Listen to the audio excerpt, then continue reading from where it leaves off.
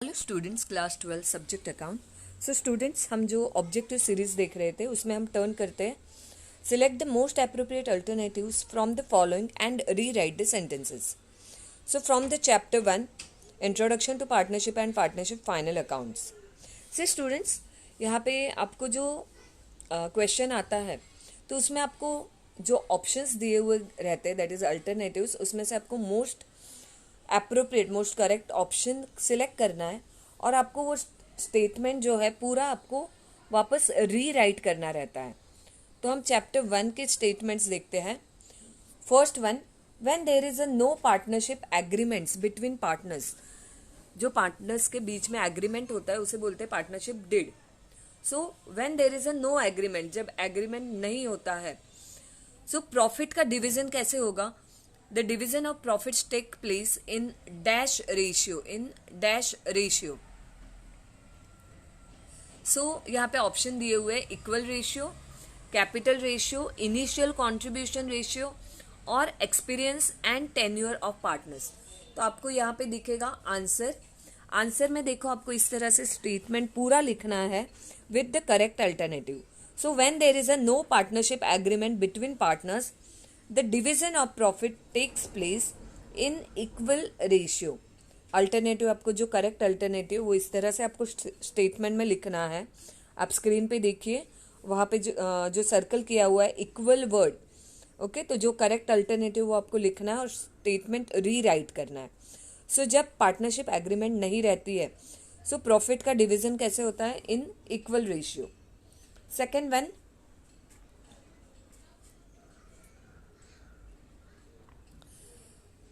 to find out net profit or net loss of the business, dash account is prepared. So very easy. Which account is prepared? Profit and loss account is prepared to find out NP or NL. See, to find out gross profit or gross loss, we prepare trading account, right? And to find out NP or NL, we have to prepare profit and loss account. Third one, a dash is an intangible asset. Options are goodwill, stock, cash or furniture. So furniture is a fixed asset, cash stock is a current asset. Intangible asset is goodwill. Asset को हम divide कर सकते हैं tangible asset and intangible asset. So the asset which can't be seen, touched, but it can be valued in terms of money. So here answer is goodwill. Goodwill is an intangible asset. Fourth one, हम chapter 4 से देख रहे हैं select alternative question. तो उसमें fourth one, in the absence of an agreement, again in the absence of an agreement, अगर agreement नहीं हो पार्टनर्स के बीच में, then interest on loan advanced by the partners to the firm. अगर किसी पार्टनर ने लोन एडवांस दिया है फर्म को, तो उसके ऊपर इंटरेस्ट कौन से रेट में रहेगा? It is allowed at the rate of 6%। Answer is 6%। Next one, liability of partners in a partnership business is limited, unlimited, limited and unlimited or none of the above. So answer is liability of partners in a partnership business is unlimited. Unlimited रहती है, unlimited joint and several between the partners. See, joint stock company में liability कैसे रहती है? Limited to the extent value of the shares. Sole trading में क्या रहती है? Liability unlimited. उसी तरह से पार्टनर्स की भी लाइबिलिटी क्या रहती है? Unlimited. Sixth one, the Indian partnership act is in force since. Indian partnership act कौन सा है? 1932। Seventh one, maximum number of a partners in a firm are dash according to companies act. So maximum number of partners कितने हैं? 10, 25, 20 और 50। So answer is 50, 50। Maximum partners कितने रहते हैं firm में? 50। So this is from chapter 1. Now next one, chapter 2, accounts of a not-for-profit concern. First one, not-for-profit concern renders dash services to public at large. कौन सी service देता है public को not for profit concern?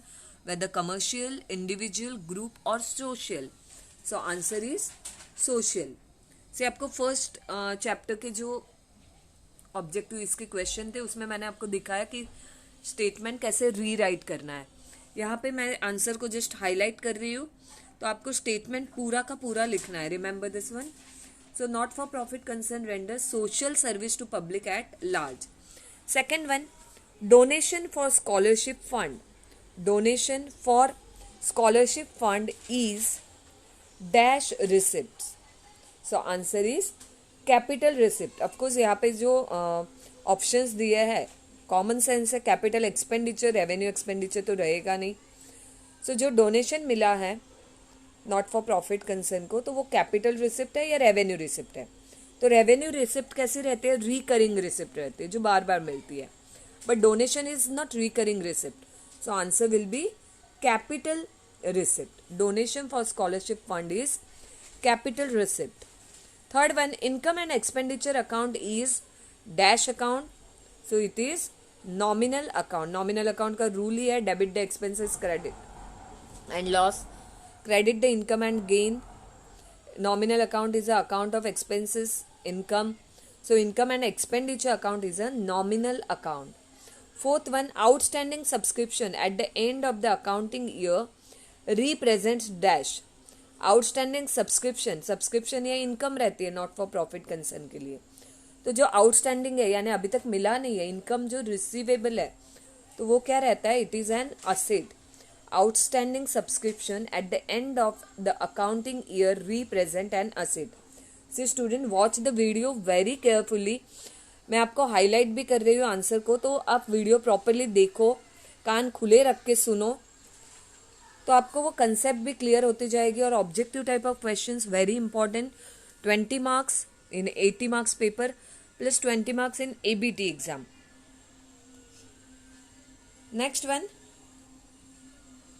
Subscription received in advance.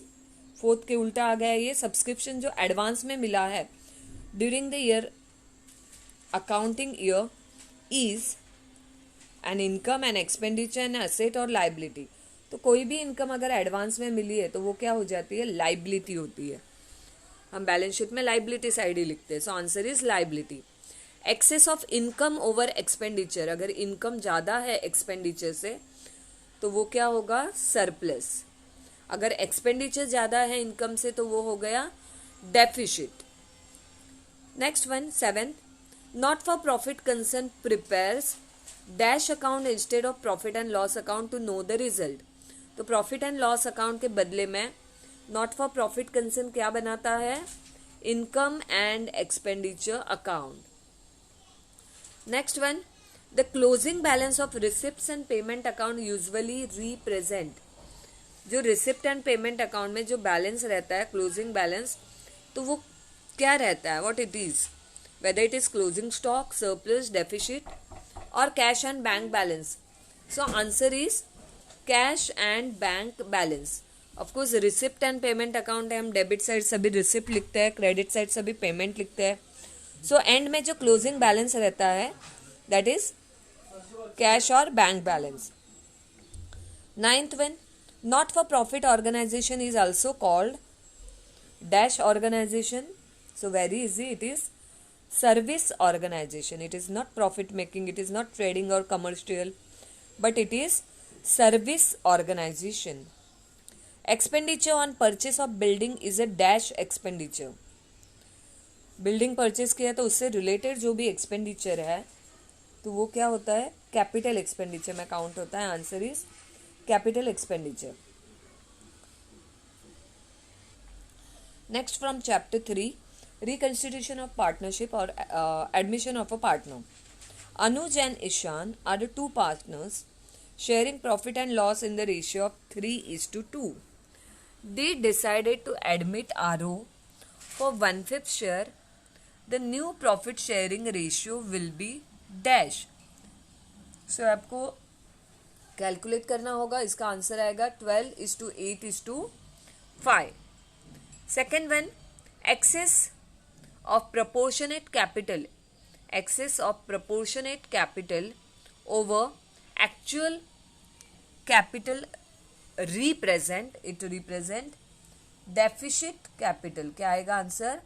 Deficit capital. Access of proportionate कैपिटल over actual capital represent deficit capital. Third one, dash is credited when unrecorded asset is brought into business. So हम जो admission में revaluation account बनाते हैं for revaluation of assets और liabilities.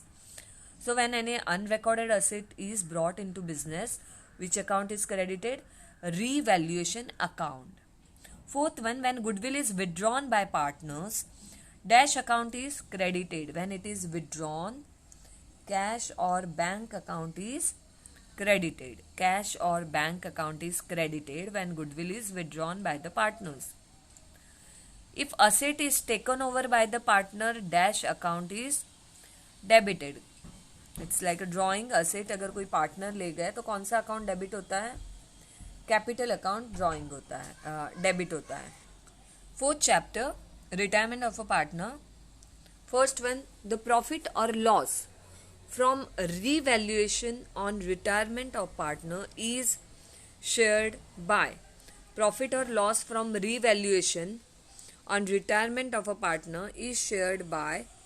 Partner retire हो गया तो जो रिवैल्यूएशन अकाउंट बनाते हैं उसमें प्रॉफिट या लॉस अगर कुछ हुआ है तो वो किस में शेयर किया जाता है? ऑफकोर्स ऑल द पार्टनर्स, क्योंकि जो रिटायर हो रहा है पार्टनर वो भी अभी तक तो था बिजनेस में, तो सभी के बीच में ये डिवाइड होता है.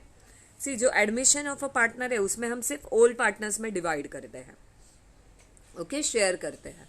पर रिटायरमेंट में it is shared bye all the partners.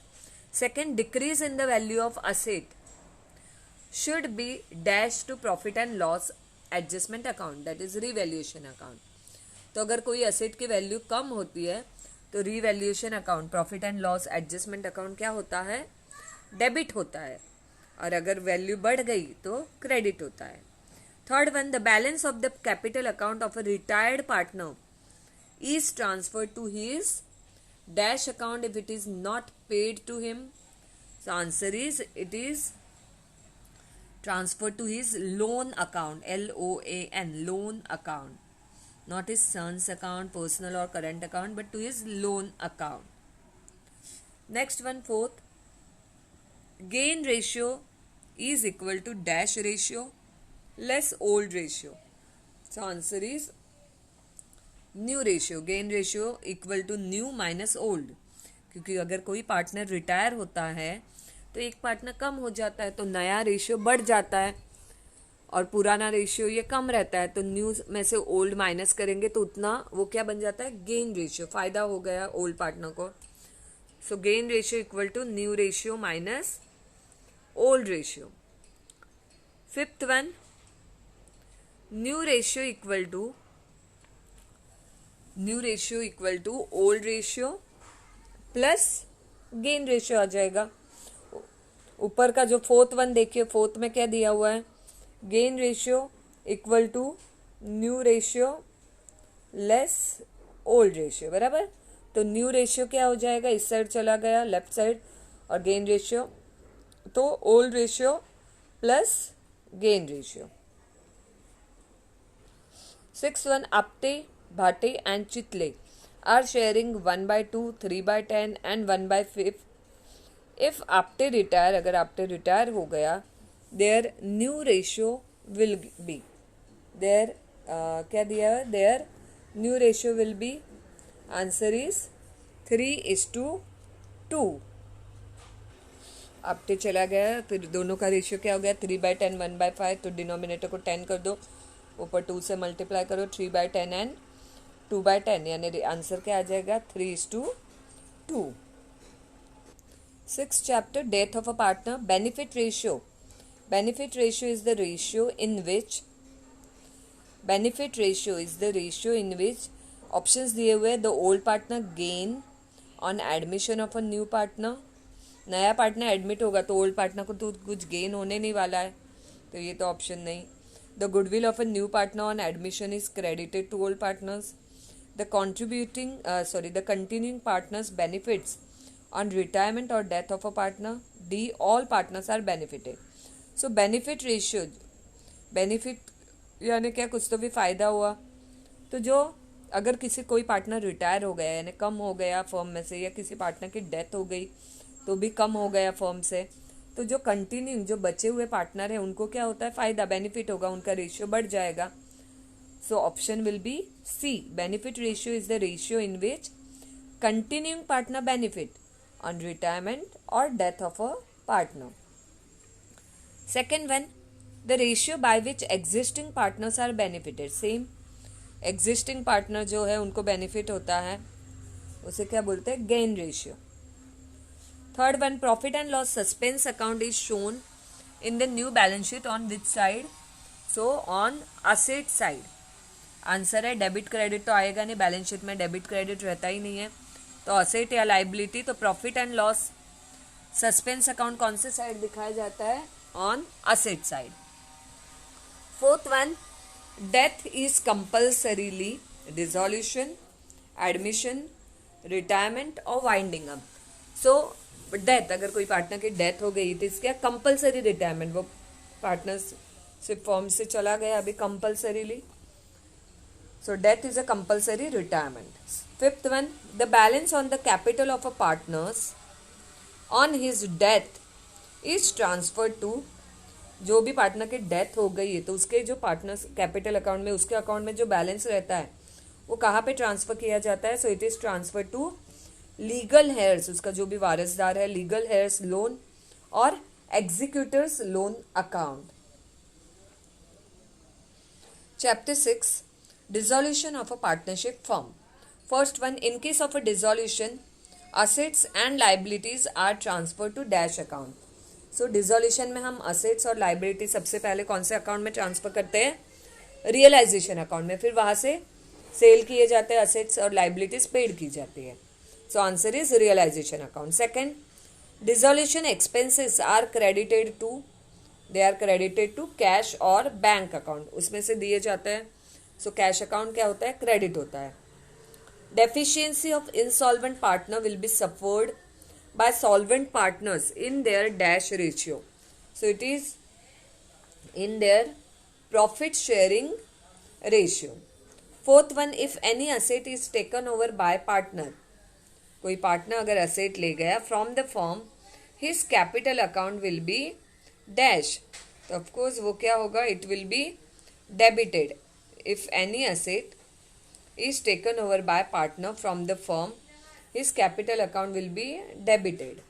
If any unrecorded liability is paid on dissolution of the firm, dash account is debited.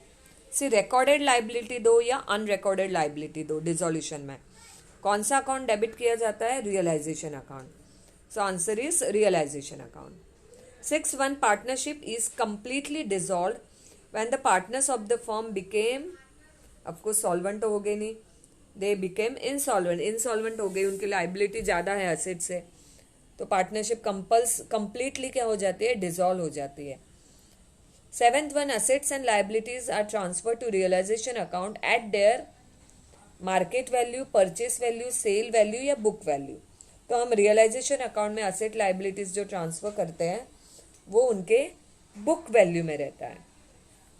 8.1, if the number of partners in a firm falls below 2, the firm stands dissolved, established, realization, restructured.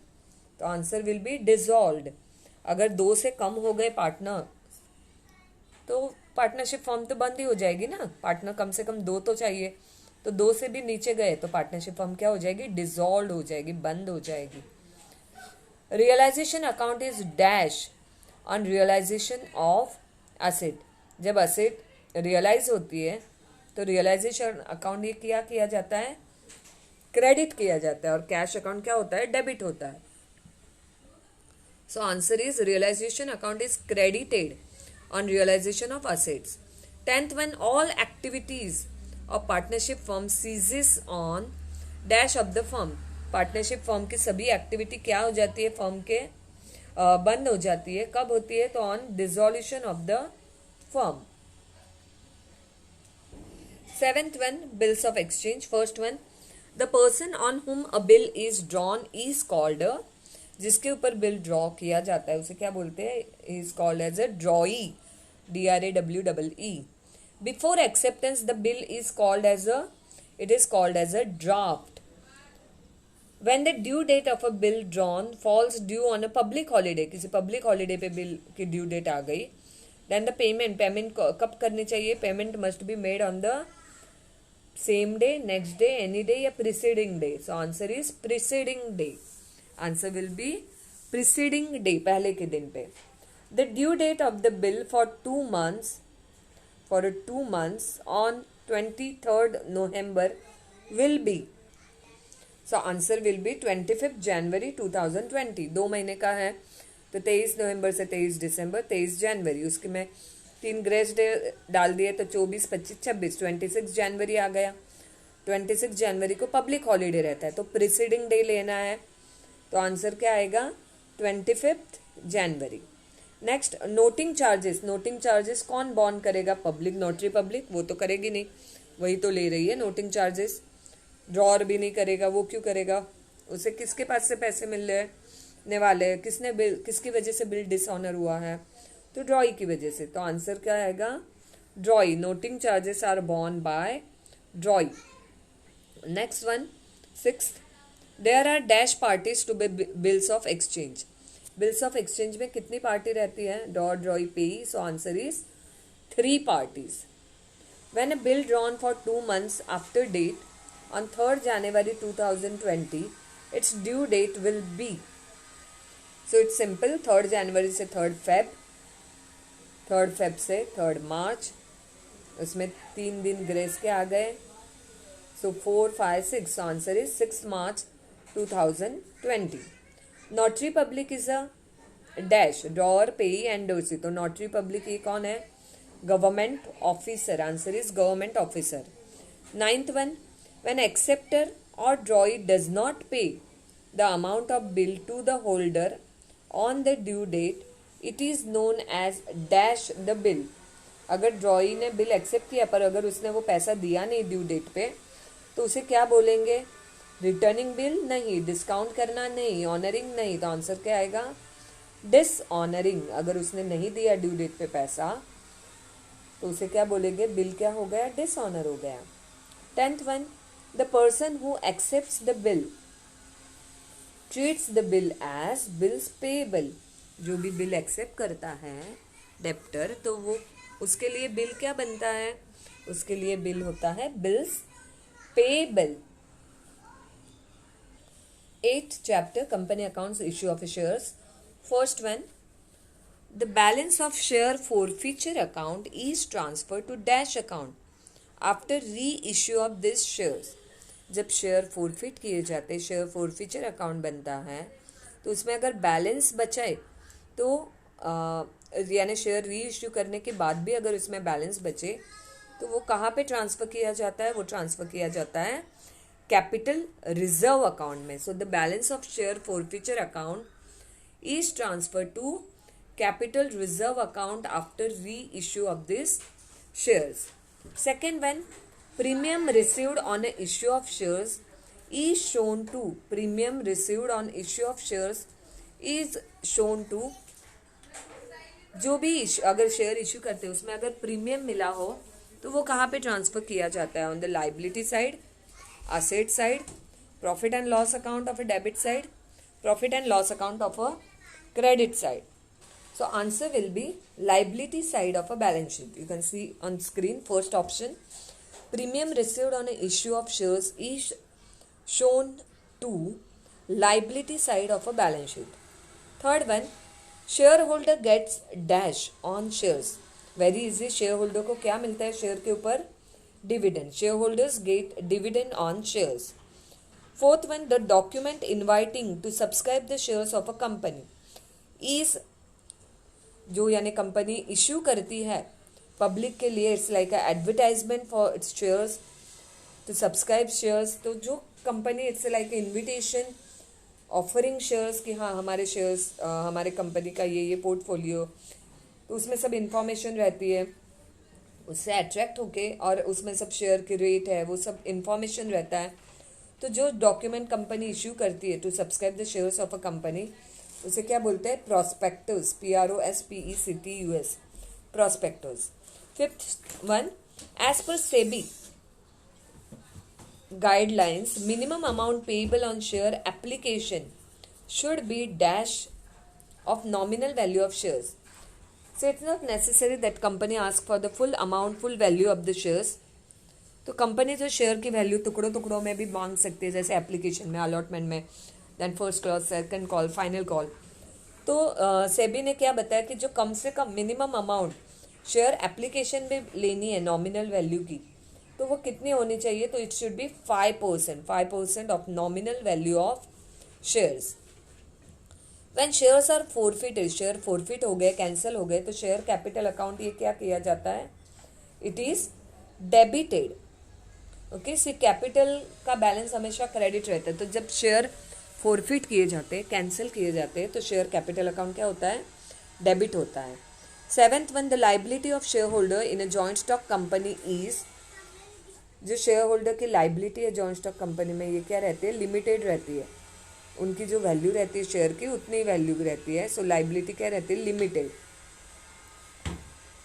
8th one, the share capital which a company is authorized to issue by its memorandum of association is a nominal capital or authorized capital. उतना ही share capital company की authority है issue करने के लिए, nominal capital या authorise capital. 9th one, the unpaid amount on allotment and calls may be transfer to dash account. Unpaid amount on allotment, share company ने allot कर दिए हैं, कॉल किया है पर वो पैसा मिला नहीं है अभी तक, तो जो अनपेड अमाउंट है ऑन अलॉटमेंट और calls, it may be transfer to calls in arrears, calls in arrears.